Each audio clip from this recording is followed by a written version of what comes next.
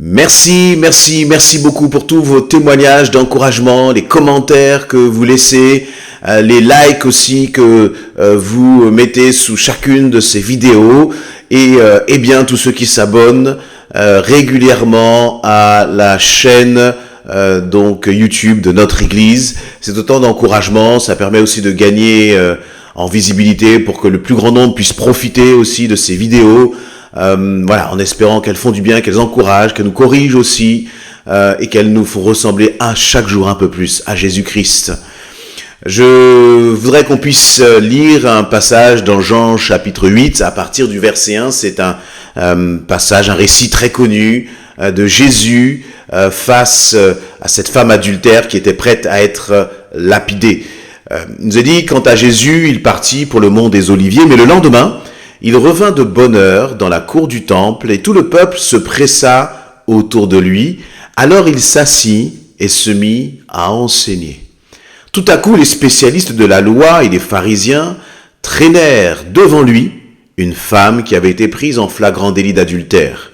Ils la firent avancer dans la foule, la placèrent bien en vue devant Jésus. « Maître, lui dirent-ils, cette femme a commis un adultère. Elle a été prise sur le fait. Or, dans la loi, Moïse nous a ordonné de lapider les femmes de ce genre. Toi, quel est ton jugement dans ce cas ?» En lui posant cette question, il voulait lui tendre un piège, dans l'espoir de trouver quelques prétextes pour l'accuser. Mais Jésus se baissa et se mit à écrire du doigt sur le sol. Eux, ils insistaient, répétant leurs questions. Alors il se releva et leur dit que celui d'entre vous qui n'a jamais péché lui jette la première pierre. Puis il se baissa de nouveau et se remit à écrire sur le sol. Après avoir entendu ces paroles, ils s'esquivèrent l'un après l'autre, à commencer par les plus âgés, laissant finalement Jésus seul avec la foule qui était restée au milieu de la cour du temple. Alors Jésus leva la tête et lui dit « Eh bien, où sont donc passés tes accusateurs ? Personne ne t'a condamné ?» ?»« Personne, Seigneur, lui répondit-elle. Alors Jésus reprit, « Je ne te condamne pas non plus. Va, mais désormais, ne pêche plus. » Il y aurait tant de choses à dire sur ce passage, tant de choses à dire sur ce récit qui nous interpelle sur la réaction que Jésus a eue. Donc cette femme-là est prise en flagrant délit d'adultère. Les chefs religieux prennent cette femme, la traînent devant Jésus et demandent à Jésus, mais voilà, la loi de Moïse, dans la loi, Moïse nous dit qu'on doit la lapider, cette femme, à cause de ce qu'elle a fait. Et toi, que dis-tu ? Et donc c'était une question piège, parce que finalement, si Jésus disait relâcher cette femme, ça voudrait dire que Jésus, contredit la loi juive, la loi mosaïque, et finalement la loi que Dieu lui-même avait donnée aux hommes. Et si Dieu dit lapidez-la, eh bien très certainement on aurait accusé Dieu d'être un être sanguinaire, de ne pas savoir pardonner, mais en tout cas c'était une question piège pour Jésus. Et c'est intéressant de voir que Jésus a réagi, bien sûr, avec beaucoup de sagesse. Il nous est dit qu'ils ont posé cette question à Jésus. Premièrement, verset 6, Jésus se mit à écrire du doigt sur le sol. Donc, il n'a pas tout de suite réagi. Il n'a pas tout de suite répondu à ces attaques. Il n'a pas tout de suite répondu, pourtant il savait qu'on essayait de le piéger. Et donc, il s'est mis à écrire sur le sol. On ne sait pas ce qu'il a écrit. Il nous est dit au verset 7 qu'ils ont insisté. Ils ont répété leurs questions. Alors Jésus s'est relevé et leur a dit que celui d'entre vous qui n'a jamais péché lui jette la première pierre. Et puis il s'est à nouveau baissé et s'est remis à écrire sur le sol. Et la parole finalement qu'il a relâchée a eu un effet dans les cœurs. Il n'a pas eu besoin de parler longtemps. Qu'est-ce qui m'interpelle dans ce texte ? C'est que premièrement, on est dans un contexte, au verset 2, il nous est dit que Jésus, il était assis là, dans la cour du temple, donc le temple de Jérusalem, il y avait une cour là devant, il était là en train d'enseigner. C'est-à-dire qu'il enseignait les autres, il partageait autour de la parole, la foule était là, elle écoutait. Et c'est bien parce qu'il y a le temps de l'enseignement, et ensuite il y a le temps de mise en pratique. Et le temps de mise en pratique n'a pas tardé à arriver.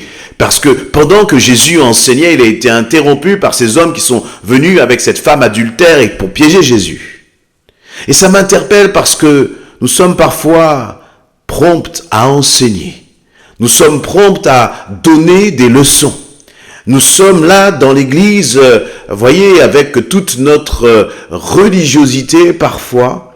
Nous sommes là avec tous nos principes bibliques. Donc de bons principes, il n'y a aucun problème sur le principe, sur les principes. Ça, nous maîtrisons parfaitement.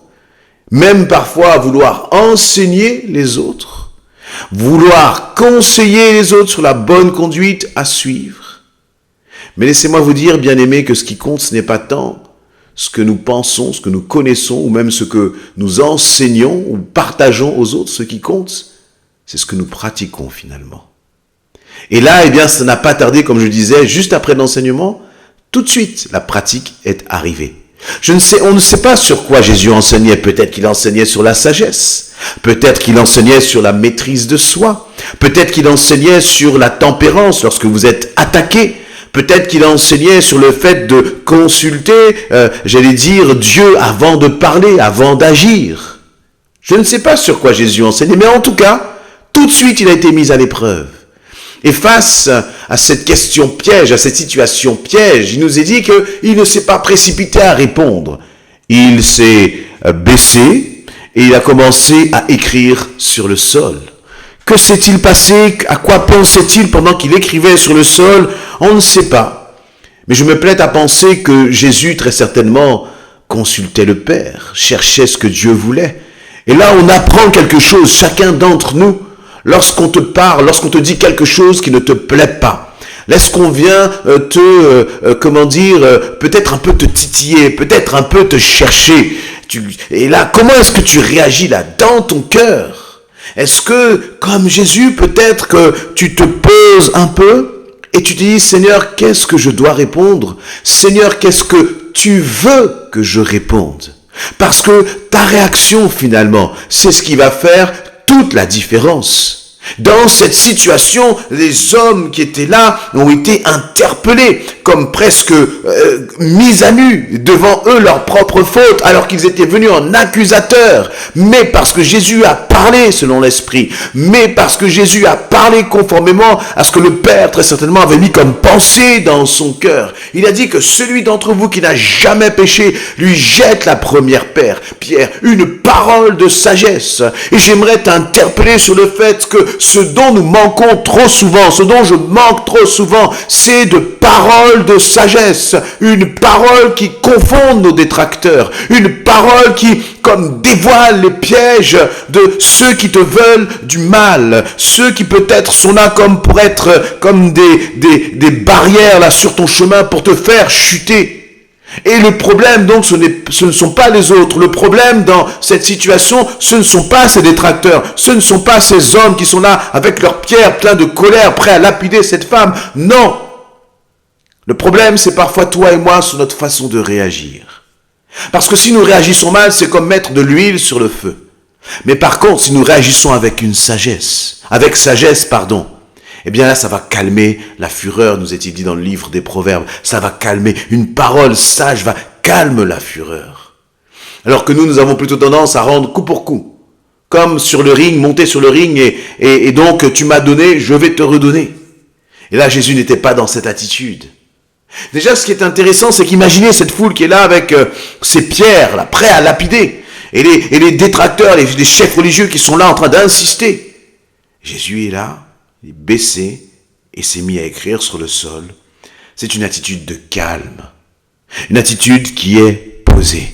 Et je crois que parfois, nous nous agitons un peu trop et un peu trop vite. Jésus s'est mis dans une attitude calme. Il a cherché la face du Père et il a prononcé ces paroles qui finalement étaient des paroles qui allaient même au-delà du contexte. C'est-à-dire le contexte, c'est « Seigneur, que doit-on faire de cette femme ?» Mais le Saint-Esprit a parlé à travers Jésus. À tel point que le Saint-Esprit il a été touché, ce qu'il y a de plus profond dans le cœur de ces hommes. Et c'est comme s'il les avait mis à nu. Alors disant « Mais qui parmi vous n'a jamais péché qu'il lui jette la première pierre ?»